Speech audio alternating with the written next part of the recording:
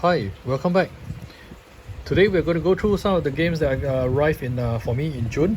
Before I start, I'd like to put this in front so that at least some people at least hear this.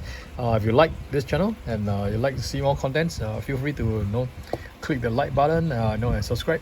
That's the only thing that I ask for. No other donations or whatsoever. But otherwise, let's start and take a look at what arrived for me in June.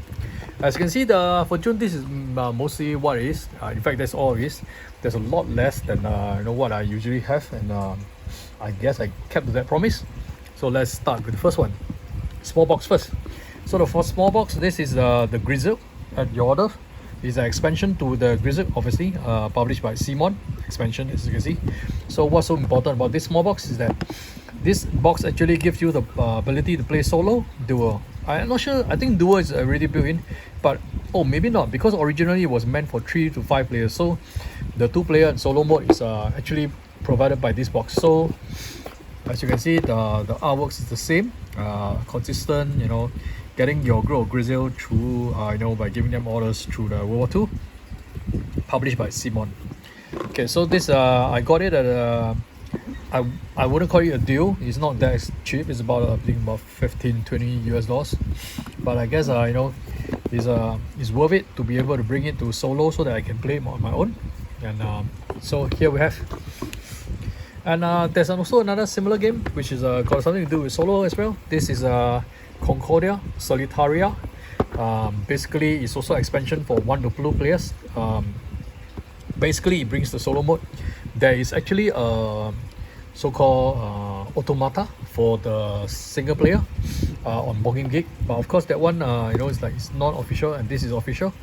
So this is compatible with both Concordia and Concordia Venus, so you can use it with either of the games, and it provides dice as well as cards for the automa, and you can play maybe you can even, I think you can even play 2 players versus the automa. So it's it's really a new mode to it, and if you enjoy Concordia, this is a must-have for adding more varieties, and so that you can play on different player accounts. Okay, so next we are going to go through this this bigger box. Is kind of bigger, pretty fat. As you can see, the artworks reminds me a little bit of Tournament and Camelot and Tournament and Avalon. So this is the King is Dead, 2nd edition, by Pierre Sylvester, sorry. So this is published by Osprey Games, and basically this is about control of the United Kingdom. This looks like Scotland, English, I guess England and so on. So basically I heard a good review about these games. I got it based on the trust I have, based on the people who told me that it was good, and so here it is. And actually, to be honest, I don't know too much about the game, other than maybe it's kind of an aerial control game, I guess, since it's fighting for control. And obviously there's cards, there's cubes, there's a back encounter, so I guess you might be drawing counters from the back, and trying to get some resource and stuff like that. I'm not too sure, but I'm willing to take my chance on this one. So here it is. The King is Dead. So we are going through some of the bigger games now, but let me just clear one more small games here. So what I have here is Harry Potter, Hogwort Battle. So anyway, this is related to the Hogwort Battle series of game, which actually is like story-driven kind of a scenario based on the different years of the Harry Potter, and that one actually is more like cooperative. But this is the Duel edition, so it's like I think it's so it's a defense against the dark art. It's a deck building competitive games, and I think it's by the same publisher, the same kind of artwork as well as their tokens, and I think overall, if you like Harry Potter, this is what you should go for, because I think there are not many good Harry Potter games out there, and most of them are crap, like Harry Potter Monopoly. I'm not even sure if there's Harry Potter Risk or something like that, but this is one of the few that is actually good, and based on the review, and the 2 players competitive gives makes it like easier table where you only need 2 players. And important thing is that this is actually endorsed by Warner Brothers, Wizarding World and so on. So this is like supposedly this is like the official endorsement, and plus the design is pretty nice because look at this box. It looks like it's a luggage box. See the luggage box here? Yep, the luggage box. And then it's like actually there's this envelope of not envelope. I don't know what you call it. Maybe it's like a sleeve, but the sleeve is cut out. There's this center part. It's cut out, this circle. This is actually the luggage box itself, and there's a hole of circle in this. But unfortunately, this type of a design is nice for marketing, nice for selling, putting it on a shelf.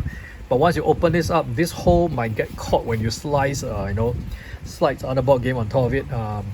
And you would probably it'd be likely damaged here, so on.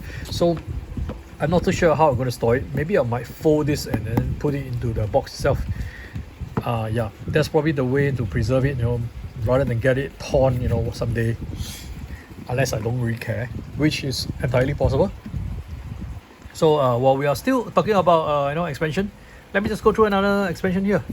So I'm not sure if I already covered this. So if I did, sorry, this is a repeat. So this is the Tiny Towns Villagers.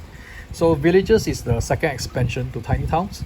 And you have more animals, villagers, and building the village up, the small towns, so on. I know we have like dove and mouse and porcupine and raccoon, right? I don't know. So this is published by AEG, obviously, and unfortunately this expansion is not as highly rated as the first expansion, Fortunes, but it still gives you a lot more varieties, of new buildings, as well as also new villagers, new villagers that has abilities. I don't think villagers has been introduced before, so this is like the first time. And it adds some elements to it, and then like when you have more buildings, it's add more sort of fun of it. Unfortunately, this expansion is not really that highly rated, and same with some of the other content creators as well. But I guess if you are like a completionist for Tiny Town, and I like Tiny Towns with the Fortunes itself already, so I'm giving this a shot and try to complete this by getting this. So I paid a little bit more for this. I guess it's not really that cheap, so I guess it's it's kind of my FOMO acting up on this. Next, we have another two-player game. This two-player game is the Cosmic Encounter Duel. So this is not the Cosmic Encounter, the full big version with hundreds of expansion on phrase. And that game, is like there's so many combinations, you can never have like the same game on the table at the same time twice. So the problem with this is only for 2 players. It's not really a problem. It's you buy whatever, you get whatever, and it's built to play 2 players. And then I think Cosmic Encounters is like 3 onwards, if I'm not wrong. And the qualities of the components is pretty good, I guess. So the ratings is for the Cosmic Encounter is very nice, but I like to have it for 2 players, and so this is like the solution to it. Been on my watch list for a very long time, waiting for it to drop to about 20 plus US dollars, and when it finally hit that price range, I got it. It's published by Fantasy Flight Games. They have so far not disappointed me, because Fantasy Flight Games do mix pretty good quality board games. I mean, not really the rules and everything, but the component wise they are pretty good. So next, let me try and clear this deck. So we have Expedition to Newdale. The cover doesn't tell you much. That's why you can see this hooded dark figure, and this is kind of it's a story-driven game. The game is by Alexander Fischer. I hope I pronounced that correctly. I'm not very good for names. And from the art, does it not remind you of another game? Yes, it does remind you of the game called Oh My Goods, which actually is this is like the sequel to it. And you can tell that this is actually chapter based. So there's 8 chapters with branching stories depending on how each of the chapters turns out. I guess there might be decision and things like that, which helps you branch into different. And of course, you have more animals and resources to play around with events and stuff like that. So this is like you really like all my goods. This is like the full-blown version of the game, as well as it's a sequel. Plays 1 to 4. Obviously, important thing is that it's also playable solo. This is very very important if you want to play on your own. And there's like 200 cards, 200 plus cards, and it's very very heavy. I'm not sure if you can feel the weight of this thing, but yep, I think they are the like very thick boards, and I think you can hear the tokens inside as well. So it's like a very very heavy game. I mean heavy physically. And this is another game which is pretty heavy. This is a legacy game. This is the King's Dilemma. This was introduced to me by somebody in the chat group which I belongs to, and it's by HG. I mean that's not meant to be a joke like HG Wells, but it's like I can't remember. It's a horrible guild. I guess maybe horrible guild, but you see a picture of a real stressed out king. He has a lot of dilemmas, and in this game there's a lot of decisions where you need to choose between certain type of moral standings. Kill somebody to save somebody, or for the greater good kind of stuff. So there's a lot of decision making, and it will affect how the games rolls out each. So kind of a legacy aspect in the sense that it affects future scenarios. And I don't know too much about the game, but it was introduced and then it was like recommended to me by other board gamers. So I have take it with high regards that this is supposed to be a good game. So here it is, and it's a very very heavy game. It's very very pricey, but I managed to get this at a sales. I think it's I can't remember which game shop I got it from, but it was actually a sales directly. So that's why I finally decided to get the game myself. So with that out of the way, let's move on to the other stack of games here, which actually there's only two major games. So one of them is this game. This is called Abominations, the Heir of Frankenstein. So if you're not familiar with Frankenstein, Frankenstein is actually based on a novel by Mary Shelley, and it's I think based on reanimating a dead corpse, or at least a body parts from many corpses fused together, with the monsters, and they reanimated it. So this is kind of about playing dead, also reanimating a corpse. As you can see, like in the background, there's this dead guy in the coffin, and then there's this corpse animated with lightning electricity. This published by Black Hat Games. So so this game actually didn't score very well on Board Game Geek, I think, because it was based on the original game. So what happened was I think there was either something very wrong with the rules, or something that's not very streamlined. So there is actually a version 2 of the rules that actually fix this. They got it better, and I heard that the game was actually from average to pretty good, and that's why I took the gamble to get this game. And it's it's a gothic strategy game, building monsters. I mean, the team wise really is what I dig. As you can see, there's dials, there's resources, probably like different parts of the body and stuff. As you try to build up, be the first person to complete the monster or something like that. And also, I think you need to be traveling around the city, discrepancy. Maybe there's law will be after you, after seeing too much body and things like that. I guess this is what the game is about. So you can read a little bit about it. It's based on came to honor the promise made to Victor Frankenstein, which actually is the monster. So yeah, I think building up the bride for the monster, if I'm not wrong. And I guess this is a worthwhile game to get because it's also pretty heavy. I hope you'll enjoy it. It's about 2 hours max. So let's give this another 2:30 maybe. 2 to 4 players, age 14 plus. Obviously, because there's a little bit of gothic horror in it, so I guess 14 seems about right.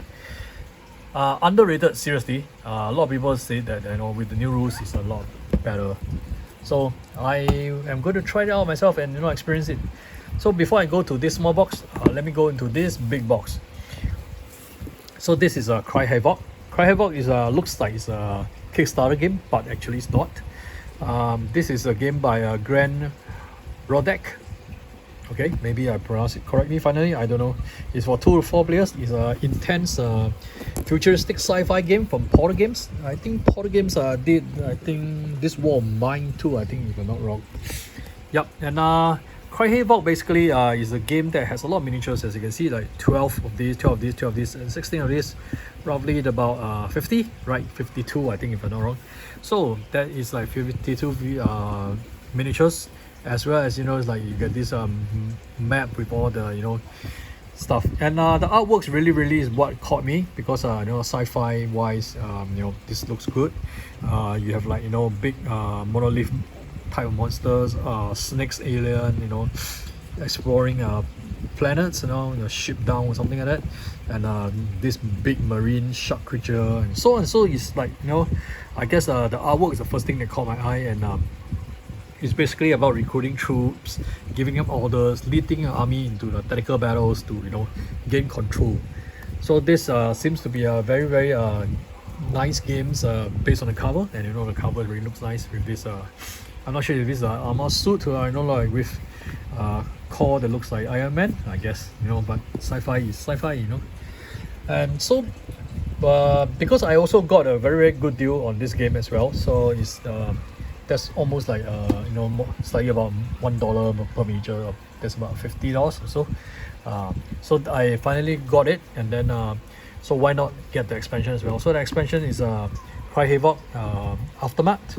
So this is actually the expansion. As you can see, you have now this I don't know what, mega tank or something like that. And of course, I think they will introduce new factions, new structures and stuff.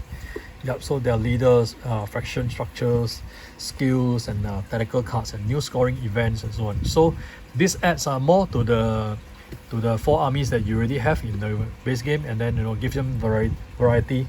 And this is, I think, the only official expansion. So like the game is complete with just all this, except than the promos. I mean, if you are not too formal about promos, I mean, so there you have it. Havoc, the complete game is here. So I guess today that is all I have. It's a very short and sweet what I got, what arrived in June, because like I told you, I'm going to like stop buying so much, and no, I can't play as much as I bought. So I'm going to try to like maximize playing the games that I bought, as well as so that's all I have today as far as the game that arrived. But before I end, I would like to like show you something else that is actually caught my attention. So just hold on for a moment while I grab my tablet or something. Yeah, so my tablet is here. I'm going to like open it up to a page where I'm going to show you something. Hopefully it will affect most of you, I guess. Especially if you are into any of the Gloomhaven franchise, from Gloomhaven, Jaws of the Lion, as well as the Forgotten Circles, which is actually an expansion from Gloomhaven, as well as the Frosthaven that's coming soon. So what is happening is that in Q1 of 2023, Cetaphil is going to like launch on the backer kit the official miniatures for Gloomhaven, including Gloomhaven, Frosthaven, and the other two, Jaws of the Lion and Forgotten Circles. So they are all together going to be like a huge bunch of miniatures here. As you can see, there are some videos here. I'll put a link to this site, of course. And then it's like this is the 4 titles covered. There's 500 plus miniatures, so they have showcased some of the miniatures, which looks pretty good. And I think this looks even better. I'm not sure, maybe these like they rehash some miniatures, or maybe it's like the miniatures for the standees that you normally get. So if you're really a miniature guy, you want to go for all this will be the thing that you want to look for. And then it's like they're also doing a second printing of Frosthaven if you did not manage to get it. So you can get it now from when they launch this, and so on. So there's no official launch yet, but you can always sign up here to get notification, and you also be like they will also keep you update when it's going to launch, how much. So I'm going to talk a little bit about how much it is, because there's no price tag here, but let's be realistic. We're talking about 500 miniatures. So assuming they could get it produced real cheap at about $1 per miniature, we're talking about $500 here. And to deliver 500 miniatures to you in box, maybe like proper protection and everything, I would not expect anything less than $100 for shipping. So if my estimation is right, that is really going to bring it to 600 USD. Of course, that may not even be profitable, because if Cetaphil after all, like it's a company, they need to run a business, and they have employees, so they need to pay the employee as well. So expect them to make profit out of this because nobody will be doing things for free. And it's like, oh well. But anyway, talking about doing it for free, there's also another expansion, by the way, for Gloomhaven that's called Crimson Scale, which actually is kind of doing it for free, but they are almost just covering their costs.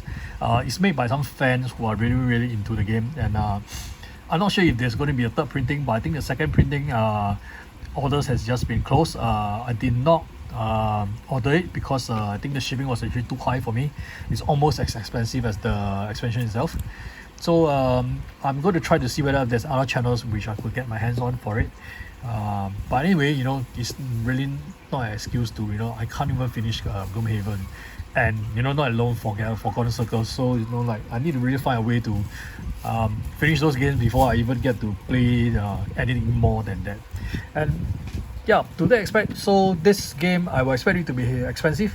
So with some profit added in, we are probably talking about like 800 USD, I guess.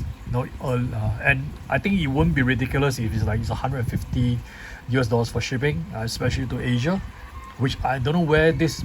I would suspect is manufactured in China, but I think you will be like. They will QA this in US and and stuff like that, so it's not going to come directly from China, I guess. So anyway, that is one project I'm interested in. So I hope that at least I give you a heads up. If you're interested, go take a look at it.